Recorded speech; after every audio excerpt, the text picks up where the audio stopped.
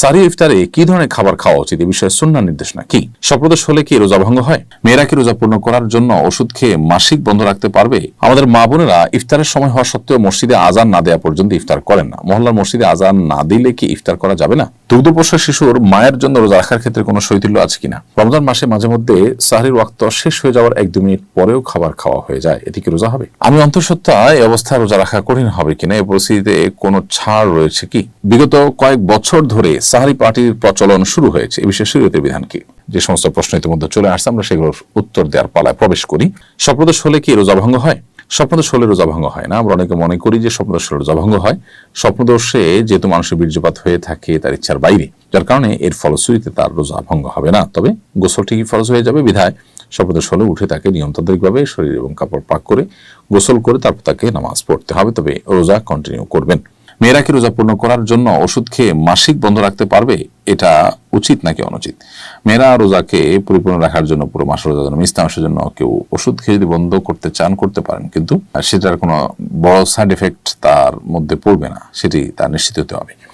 যদি বড় কোনো সাইড এফেক্ট হয়, ক্ষতিকর কিছু হয়, তাহলে নিজের জন্য ক্ষতি হয় বা নিজেকে ক্ষতির মুখে ঠেলে দিতে হয়, এরকম কোনো কাজ করতে আল্লাহ তাআলা আমাদেরকে নিষেধ করেছেন। আল্লাহ বলেছেন, ওয়ালা তুলকু বিআইদিকুম ইলা তাহলুকা, তোমরা নিজেদেরকে ধ্বংসের দিকে ঠেলে দিও না। তো এরকম কোনো সাইড এফেক্ট যদি না থাকে, তাহলে সেক্ষেত্রে এরকম পিল বা ওষুধ খেয়ে আপনি মাসিক বন্ধ রেখে পুরো মাস রোজা রাখতে পারেন। আমাদের মা বোনেরা ইফতারের সময় হওয়া সত্ত্বেও মসজিদে আজান না দেওয়া পর্যন্ত ইফতার করেন না। মহল্লার মসজিদে আজান না দিলে কি ইফতার করা যাবে না?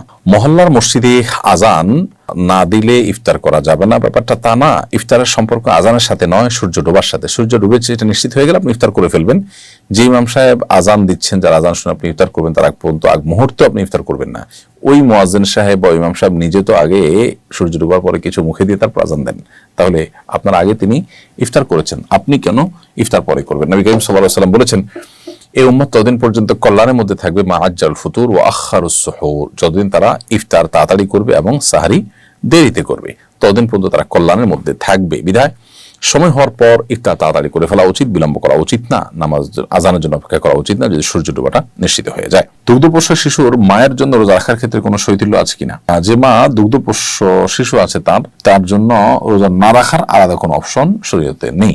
তবে ব্যাপারটা এরকম হয় যে দুগ্ধপোষ্য সন্তান তিনি এই মায়ের দুধ ছাড়া অন্য কোনোটার উপর নির্ভরশীল না, বা অন্য কোনো দুধের ভালো কোনো ব্যবস্থাও নেই, এবং এই দুধ মা রোজা রাখলে শুকিয়ে যায়, এরকম অসুস্থ মা, এবং তাতে বাচ্চার কষ্ট হয়, মৃত্যু বা স্থায়ী রোগের আশঙ্কা হয়, এই রকম লেভেলের সমস্যা হলে তখন সেই দুগ্ধপোষ্য শিশুর মা তার জন্য রোজা না রেখে এই রোজাগুলো তার যখন স্বাভাবিক অবস্থা আসবে তখন রেখে দিলে আদায় হয়ে যাবে। সাধারণত এরকম জটিল পরিস্থিতি হয় না।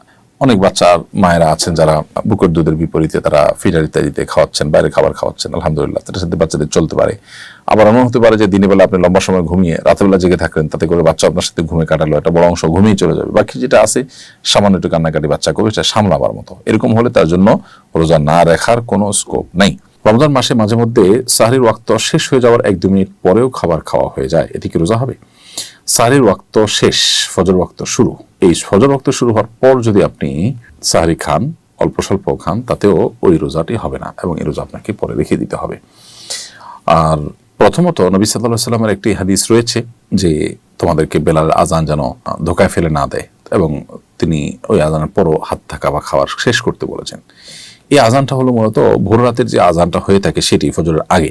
ফজরের ওয়াক্ত হওয়ার পর যে আজান, সেই আজানের পর আর খাবারের কথা নবী সাল্লাল্লাহু আলাইহি ওয়াসাল্লাম বলেছেন কখন এরকমটি জানা যায় না। কোরআনে আল্লাহ তাআলা বলেছেন যে কুলু ওয়াশরাবু হাত্তা ইয়াতাবায়ানা লাকুমুল খাইতুল আবয়াদু মিনাল খাইতিল আসওয়াদি মিনাল ফজর, তোমরা পানাহার করো, সাহরির খাবার খাও ততক্ষণ পর্যন্ত সাদা আভা এটা প্রকাশিত না হয়ে না যায়। তো ফজর ওয়াক্ত শুরু হয়ে যাওয়া মানে সাদা আভা প্রকাশিত হয়ে যাওয়া, তো এরপরে আর খাওয়া যাবে না, কারণ আয়াত কিন্তু আমাদেরকে নিষেধ করেছে।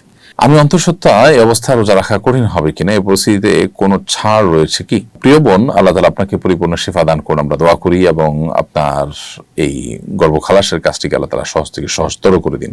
যদি অন্তঃসত্ত্বা অবস্থায় রোজা রাখলে আপনার দ্বারায় রোজা রাখাটা অসম্ভব হয়, অথবা গর্ভস্থ সন্তানের কোনো বড় ধরনের ক্ষতি হবে এরকম আশঙ্কা তৈরি হয়, তাহলে সেক্ষেত্রে আপনি ওই সময়গুলোতে রোজা না রেখে অন্য সময় রোজা রাখতে পারেন। কারণ আল্লাহ তাআলা বলেছেন, ফামান কানা মিনকুম মারিদান আও আলা সাফারিন ফাইদ্দাতুম মিন আইয়ামিন উখরা, তোমাদের কেউ যদি অসুস্থ হয় অথবা সফরে থাকে তাহলে সে অন্য সময় রোজা রেখে দিলে চলবে। কিন্তু এটা হলো তখন যদি অসুস্থ হন আপনি, যে অন্তঃসত্ত্বা অবস্থায় আপনি রোজা রাখলে আপনি এত অসুস্থ হয়ে পড়বেন যে আপনার শয্যাশায়ী হতে হবে অথবা গর্ভস্থ সন্তানের বড় কোনো ক্ষতি হবে, তাহলে সেক্ষেত্রে এটা আপনি করতে পারেন। কিন্তু সামান্য একটু অসুখ হলে আমরা অনেকেই মনে করি যে রোজা রাখা না রাখার স্কোপ আছে।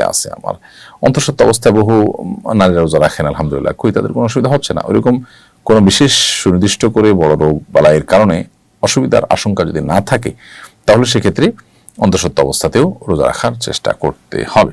এরপরে যে প্রশ্নটি আমি দেখতে পাচ্ছি সেটি হলো, বিগত কয়েক বছর ধরে সাহারি পার্টির প্রচলন শুরু হয়েছে, এ বিষয়ে শরীয়তের বিধান কি?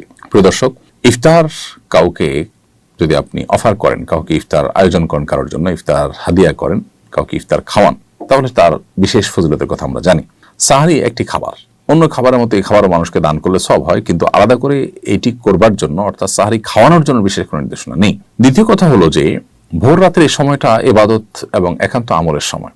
সাহারি পাঠের নামে আমাদের দেশে যা হচ্ছে সেটি হলো গতানুগতিক যে সমস্ত আড্ডাগুলো হয়ে থাকে সে আড্ডাগুলোর মতো। তো এই সমস্ত আড্ডা এগুলো আমাদের আমলের সময়টাকে নষ্ট করে। এখানে আমরা ছেলে মেয়েদের পর্দাহীনতার সাথে তাদের যে মাখামাখি সেটা আমরা দেখতে পাই। এর ফলশ্রুতিতে এটি নাজায়েজ হতে আসলে আর কোনো কিছুর প্রয়োজন হয় না। এ সকল উপাদানের কারণে এটি নাজায়েজ হয়ে যায়। সবচেয়ে বড় বিষয় হলো যে আমরা সাহারি পার্টির নামে যে ভোগ বিলাসে মত্ত হয়ে আমাদের রমাদানের ভোর রাতের মূল্যবান সময়টাকে আমরা নষ্ট করে ফেলছি। রমাদান বা সিয়াম আসলে যে জন্য এসে যেটা তার বহু বিপরীত। তো সেজন্য এই প্রচলন আমাদের বন্ধ করা দরকার এবং এটাকে নিরুৎসাহিত করা উচিত। আপনি যদি মানুষকে সাহারি খাওয়াতে চান, তাহলে বহু গরিব মানুষ আছেন, বহু নিম্ন মধ্যবিত্তের মানুষ আছেন যারা মানুষের কাছে হাত পাততে পারেন না। আবার দেখা যায় যে তাদের পুষ্টিকর খাবার দিয়ে একটু সাহারি খাবার ব্যবস্থা করবেন, বাচ্চাদের ফ্যামিলি লোকদের সে ব্যবস্থা করতে পারেন না। আপনি তাদের বাসায় কিছু মাছ, কিছু গোশ, কিছু বাজার করে পাঠিয়ে দেন, আপনি কিছু সাহারি পাঠিয়ে দেন। নিজেদের বন্ধু বান্ধবদেরকে নিয়ে রেস্টুরেন্টে বসে ভোর রাতে আড্ডাবাজি করা, এটা খুবই দুর্ভাগ্যজনক। আমাদের ইবাদতের একেবারে যে কোর জায়গাগুলো আছে সেগুলোকে আমরা এই আপনার আড্ডা এবং ভোগবিলাসে আমরা সেগুলোকে নষ্ট করে ফেলছি। ভোগবাদী এই পৃথিবীতে সবকিছুকে আমরা ভোগ করার মানসিকতা নিয়ে দেখার চেষ্টা করি, এটা আমাদের একটা দুর্ভাগ্যজনক বাস্তবতা। সাহরি ইফতারে কি ধরনের খাবার খাওয়া উচিত, এ বিষয়ে সুন্নাহর নির্দেশনা কি? সাহরি এবং ইফতার উভয় খাবারে যে কোনো স্বাস্থ্যসম্মত হালাল খাবার আপনি গ্রহণ করবেন, তবে সাহরি এবং ইফতার উভয়টিতেই খেজুর দিয়ে সাহরি করা বা খেজুর দিয়ে ইফতার করা সুন্নাহ। নবী সাল্লাল্লাহু আলাইহি সাল্লাম সাহরি সম্পর্কে বলেছেন, নি'মা সাহুল মুমিনি আত-তামর, ইমানদারের সবচেয়ে উত্তম সাহরি হলো খেজুর। আর ইফতারের ব্যাপারে তো নবী করিম সাল্লাল্লাহু আলাইহি সাল্লাম থেকে সাব্যস্ত হয়েছে তিনি সাধারণত কাঁচা, আধা পাকা, আধা কাঁচা খেজুর দিয়ে ইফতার করতেন। আর সেটা না পেলে সাধারণ খেজুর, সেটা না পেলে তিনি এক কোষ পানি এটা দিয়ে ইফতার করতেন। তো এখান থেকে বোঝা যায় যে ইফতার এবং সাহরি বইটাতে খেজুর থাকলে সেটা উত্তম হয়। তবে স্বাস্থ্যসম্মত হালাল যে কোনো খাবার দিয়ে আমরা সাহরি ইফতার করলে সাহরি ইফতার হয়ে যাবে ইনশাআল্লাহ তাআলা।